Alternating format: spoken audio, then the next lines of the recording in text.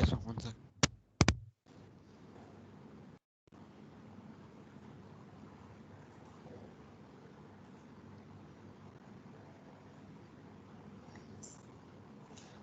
Check your notebook and you can just read out, it's okay.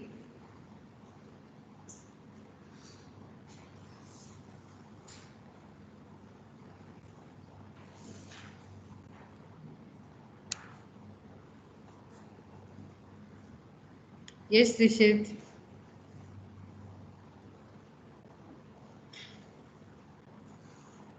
Then I'll ask the question, what is that? You give me the answer for that. That will become the summary. Okay. Yes, Rishit? Oh, yes, ma'am. Okay. So what is a galvanic cell?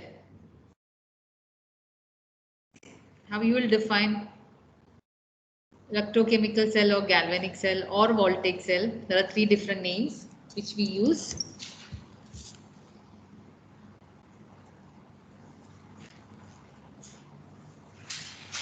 Rishit, where is your notebook? Can I see it Yes, through your ma'am. camera? You're not writing? I'm right. I'm right. Then read it from your notebook only then.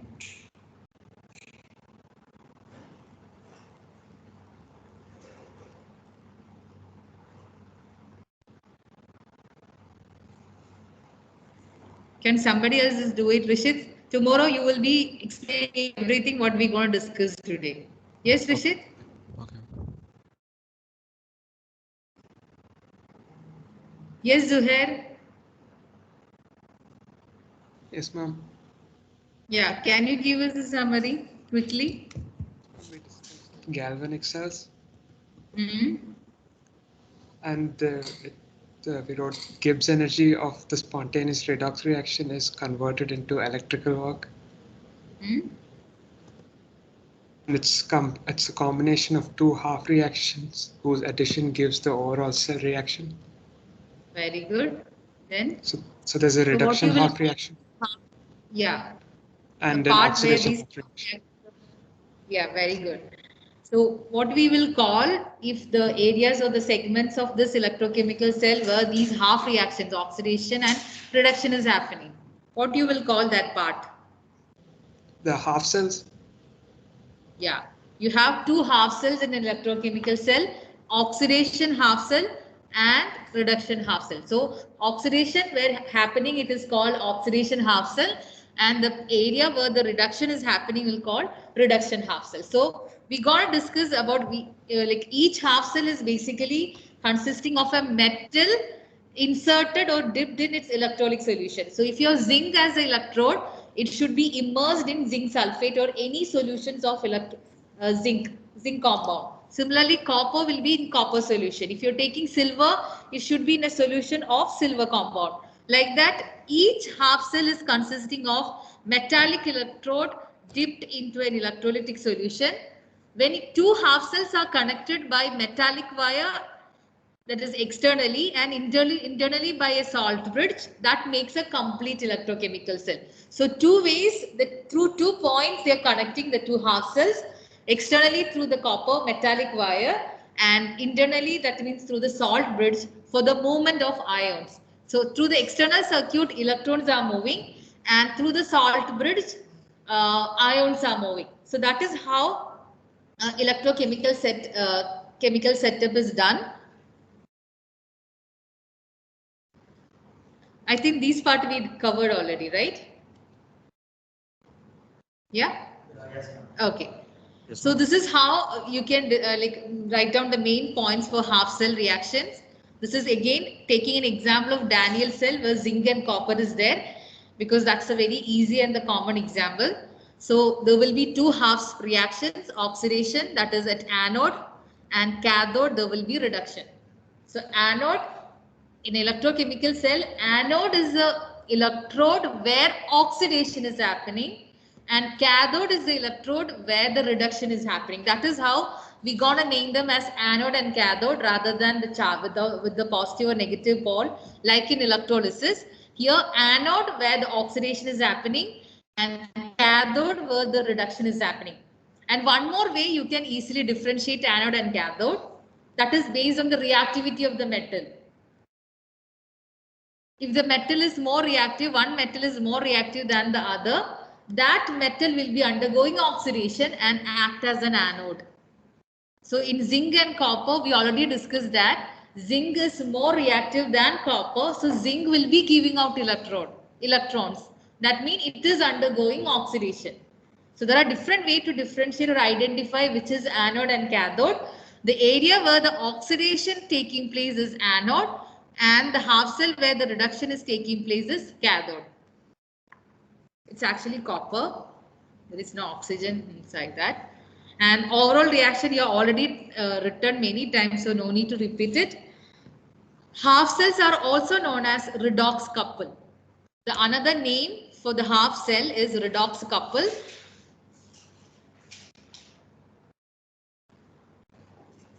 So I think this was the last slide we discussed. Yeah. So we'll continue. So now we're going to discuss about electrode potential. So in order to explain the electrode potential, I'll just take a half cell. So half cell mean you have a metal electrode dipped in its solution.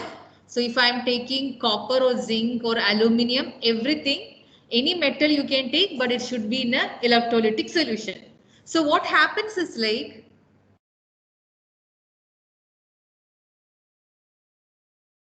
when a metal gives out electron, there will be electrons on the surface of the metal. Say example, you have taken zinc and the electrolytic solution is a zinc sulfate, which is containing Zn2 plus and SO4 2 minus. So zinc has a tendency to undergo oxidation. So they will be giving out electron. As it is not connected externally, that electron will stay on the surface of the metal only. Right? Because it's not connected externally, so it cannot move. So that electron coming out of the zinc metal stays on the surface of the metal. So there will be electron on the surface of the electrode. So when the electron is there, it's a negative charge. And inside the electrolytic solution, you have positive ions. So these electrons with negative charge can attract these positive ions from the electrolyte. Right? So these positive ions will start coming close towards this electrode, in which part it is immersed in the electrolytic solution. So what happened? You have a negative electron.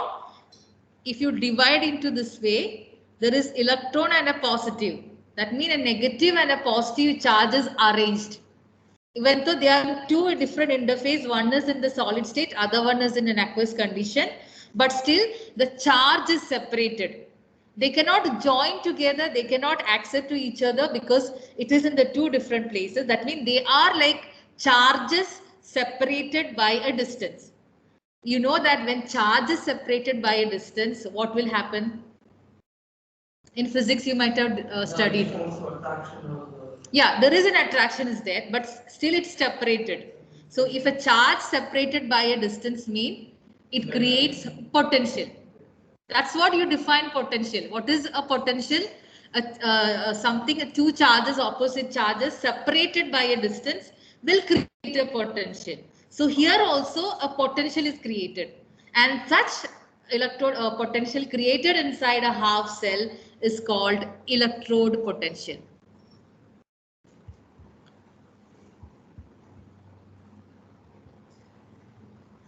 This is the best way to explain electrode potential, because you know that to create a potential, there should be charges separated by some distance.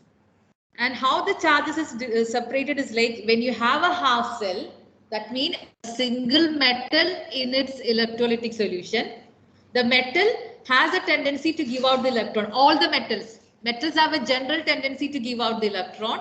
So these electron, as it is not connected externally, these electron will stay on the surface of the metal only. That's why we have discussed about electron C model of the metal. Even in the metallic form, that electrons are free to move. Electrons are not inside the atom. So if you take aluminium, right, the 3 electron, it exists as electron C model, means electrons are coming out of the atom. So these electrons are free to move throughout the metal, but they cannot go out because it's not connected. So it will stay on the surface of the metal.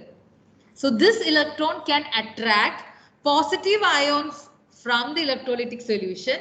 So these positive ions will start coming and arranging themselves around the metal electrode. So this creates a potential inside a half cell. So this way, if a potential is created in a half cell, that potential is known as electrode potential. So if you want to draw as a rough diagram in your notebook, you can do it and explain.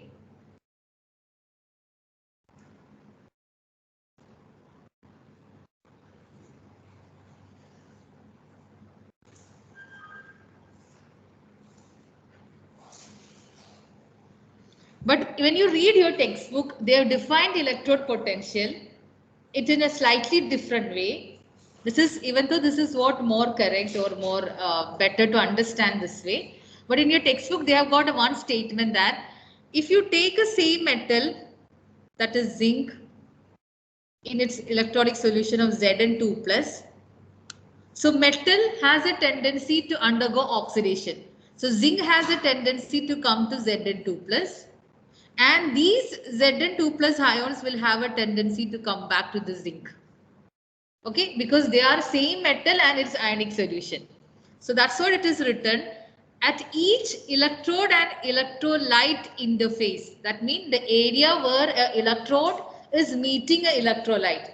In that interface, there is a tendency of the metal ions from a solution to deposit on the metal. At the same time, metal atoms of the electrode have a tendency to go to the solution.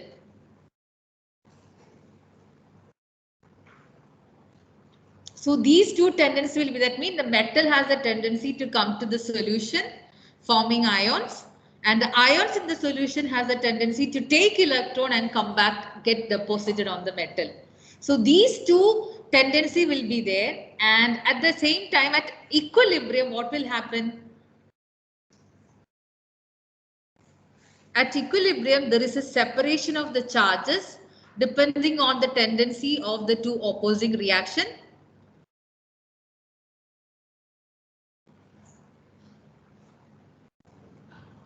That's what I have drawn in the first diagram. There will be electrons and the positive electrons will be there. Electron cannot come to the solution. So electron will be there on the surface of the metal and ions will be there inside the solution. Due to these two opposing tendencies, finally at an equilibrium, there is a charge separation at the interface of electrode and electrolyte. That is what creating a electrode potential.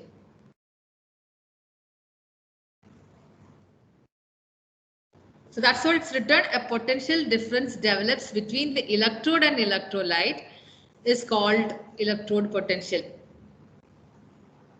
I hope this is clear before we go to the next slide. Yeah, this is just for your understanding because this part you don't have to explain. The question can be there, what is electrode potential and standard electrode potential? How it has been created, usually they don't ask, but for your understanding, this is because metal, when it is dipped in an electronic solution, they have a tendency, metal has a tendency to come to the solution and the ions in the solution has a tendency to get back deposit to the metal. So two tendencies mean electrons and the ions are separated, making a charge separation. And that is what creating a potential. So that's what you can define here. A potential difference develops between the electrode and electrolyte is called electrode potential. And if you're taking the concentration as a unit concentration for that electrolytic solution, then it is called standard electrode potential. That means you're dissolving zinc, you're immersing zinc in 1 mole per decimeter cube solution of zinc sulfate. And you're taking copper and dissolving it in 1 mole per decimeter cube. If the concentration of the electrolyte is unity, that is 1 mole per decimeter cube, then the potential created is called standard. But if you're taking 0.5 mole per decimeter cube solution, then there will be electrode potential, but we'll not call it as standard. So we'll call it call the electrode potential as standard electrode potential only when if the electrolytic concentration is unity, or you can say 1 mole per decimeter cube. So this is how you will compare, you taking the standard condition. Standard condition means concentration should be unity.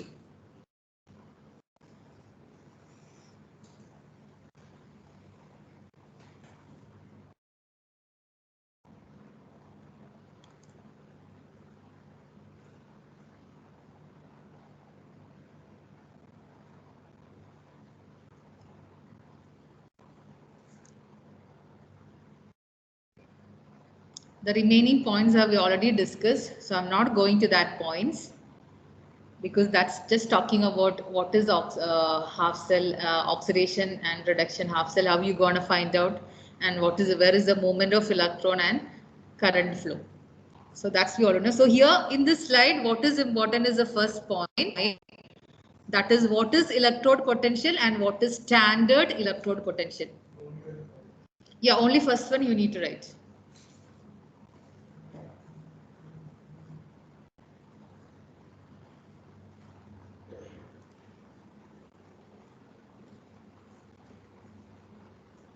So a potential developed at the interface of electrode and electrolyte is called electrode potential.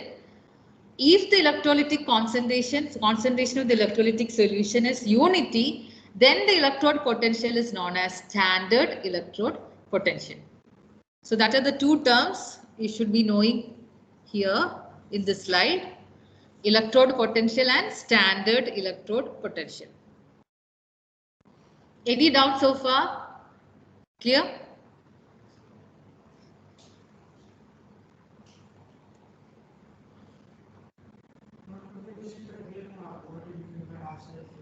Sorry? Standard means, see, you take a electrode in an electrolytic solution and there will be potential created. I've told you electron and charges are separating. So that potential is known as electrode potential. But if you take the concentration of the electrolyte as 1 mole per decimeter cube or 1 mole per liter, if the concentration is 1, that is unity, then we call it a standard. But if you're taking 2 mole per decimeter cube, or if I'm taking 0.5 mole per decimeter cube, then it is not a standard. Standard means only when the concentration is unity, that is 1 mole per liter or 1 mole per decimeter cube. Otherwise, we just call it as electrode potential. So electrode potential measured at standard condition. Standard condition means concentration is unity. Okay. So can we say like molarity is 1? 1 molar solution. Yeah.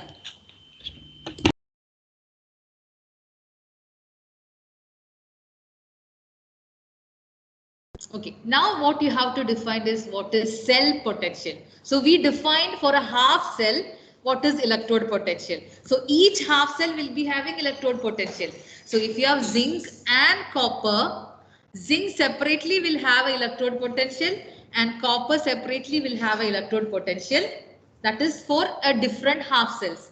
When these two half cells are connected, the potential created is called cell potential.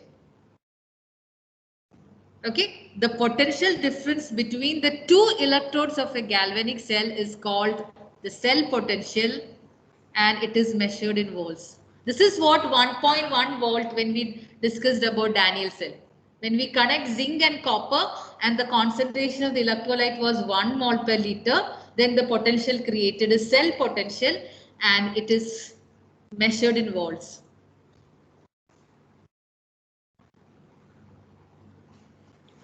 So this is also an important point. You should know all these terms and how to differentiate them. So cell potential is the difference between electrode potential, that is oxidation, and reduction potentials.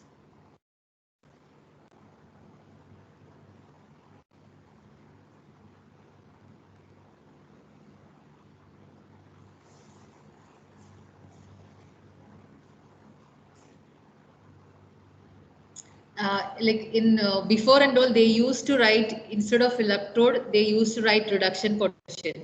That is why it is given in the bracket. Don't get confused. Reduction potential was the first term they used to specify electrode potential. But nowadays, they are clearly using electrode potential. So both mean same. Electrode potential and reduction potential is technically same thing only. But nowadays, what we use is electrode potential.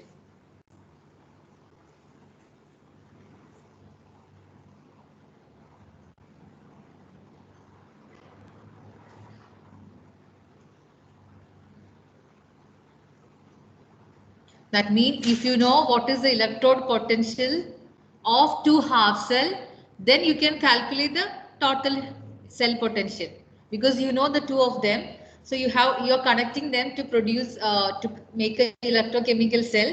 That means you can calculate the cell potential of a electrochemical cell if you know the electrode potentials. Now the problem is that how you will measure electrode potential. Yes, Muzammil, how you will, what do you think, how can you measure electrode potential? That means you have a zinc electrode in its zinc sulfate solution. I'm taking a specific example. We know that a potential is created whenever a metal is inserted in its electrolytic solution. A potential is created and we call it as electrode potential. If the concentration is 1 mole per decimeter cube, then we can call it as standard electrode potential. So how are we going to measure this quantity? We defined it. So now we need to measure, right? How are you going to measure it? Will you be able to measure a potential inside a half cell? Because there is no wire connected. If you want to create a potential, it should be like connected with something else, right? So voltmeter, it's not like only through the zinc. If you have a voltmeter, if you just connect it through the zinc, it's incomplete. You can't measure a potential just like that. Or here, the difference is one is in the metal and the ions are in the solution. And these potential you cannot measure like normally how you do for the other calculation or other measurements. So the calculation, or you can say the measurement of standard electrode potential or the simply an electrode potential is not possible. Because here the potential is, yeah, yes, Muzammil. If you are using voltmeter, that is how usually we measure the potential, right? Using voltmeter. But here you can't use it. How you will use a voltmeter to, yeah. So it's not possible. So what we have to do, because we need electrode potential, then only you can calculate the cell potential. So what we can do? Mm.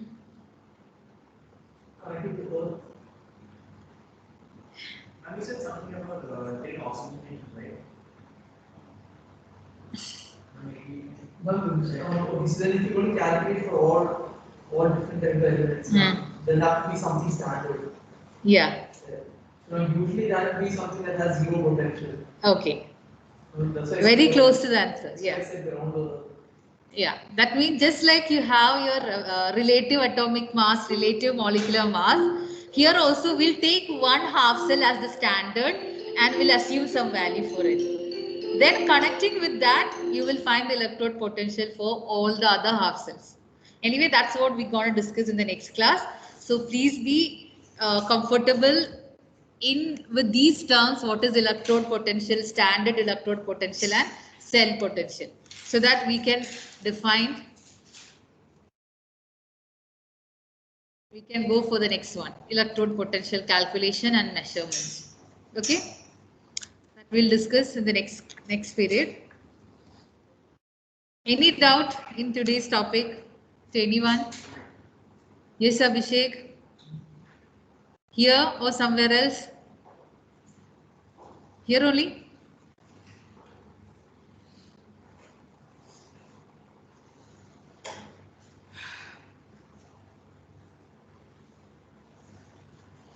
Thank you, ma'am.